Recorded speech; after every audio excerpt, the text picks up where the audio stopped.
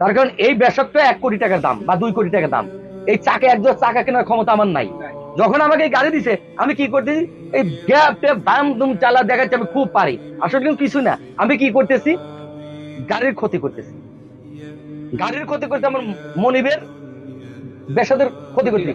যে যত স্পিডে চালাক, যে যত স্পিডে চালাক, অতীতে আমি সিএট চালাইছি, আমার ফিক্সড টাইম ছিল টেকনিক্যাল থেকে সাজাপুর 3 ঘন্টা। এটা সাধারণ সবাই জানে। আমার মতো রাফ, আমি রাফ চালাইতাম কিন্তু রং চালাই নাই। রাফ চালালে গাড়ির ক্ষতি হয়, রং চালালে দুর্ঘটনা ঘটে। আমি রাফ চালাইছি ওই সময়।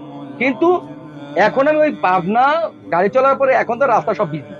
তো আপনি 4 লেন বলেন আর 5 লেন বলেন 6 লেন বলেন, যত যাই বলেন, এখন একটা ট্রাক মনে করেন যে 20 কিলো স্পিডে যাচ্ছে, আর একটা ট্রাক 20 কিলো, 22 কিলো বা 21 কিলো স্পিডে ওভারটেক করতেছে।